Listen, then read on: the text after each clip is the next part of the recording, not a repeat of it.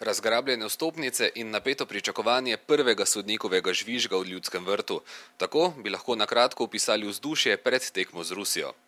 Gre za odločilno tekmo, lahko povemo te generacije in tudi tega vodstva na nogometni zvezi. Nesporno je, da so igralci na tekmi v Moskvi pokazali, tako kot vsi pravimo, da imajo veliko srce, da so enotni, da igrajo dobro in takšno tekmo tudi pričakujemo jutri. Nobenega dvoma ni, torej vsi verjamemo v to, da smo sposobni tekmo zaključiti v našo korist. Slovenski strokovni štab skupaj s predstavniki zveze je prav neverjetno miren in odločen, da se zastavljeni cilj izpolni.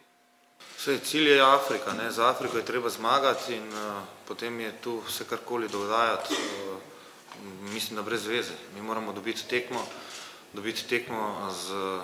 ali z enim golom razlike, ali pre 1-0, ali tu podaljške, ali pa z 2 goloma razlike in tako bo naravnana tudi naša igra.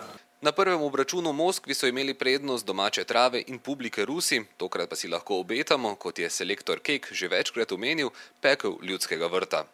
Obenem bi se tudi zahvalil vsem našim navijačem, ki so nas spremljali v Moskvo za navijanje, kajti na koncu tekme ste lahko videli, da so celo priglasili celotni stadion in mislim, da takih navijačev največ težko kje.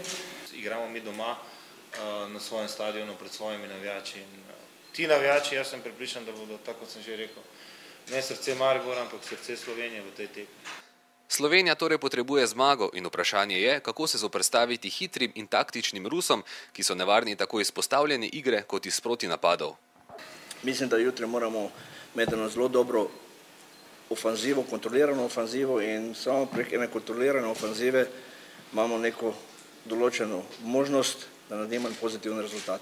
Mi v Ljudskem vrtu si ustvarjamo priložnosti in da smo zabijali v zadnjih tekmah.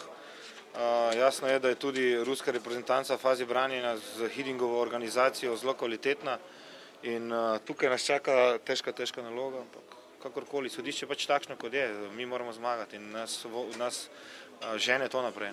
Mogoče v tej tekmi bomo mogli dati v bistvu največ, kar smo do zdaj dali, če bomo hoteli uresničiti cilj in bomo mogli biti vsi v bistvu na neki stopni višji, kot smo bili do zdaj, ker v bistvu je to najtežja naša do zdaj tekma. Na nasprotni klopi bo tudi tokrat Ruse vodil predkani selektor Hiding, ki je pogosto z dobro analizo ugnal še tako eminentne nasprotnike. Ga lahko Kek kako preseneti? Kje boš kaj presenetil, ne? Vse tudi oni naš niso zabili ledino in presenetili.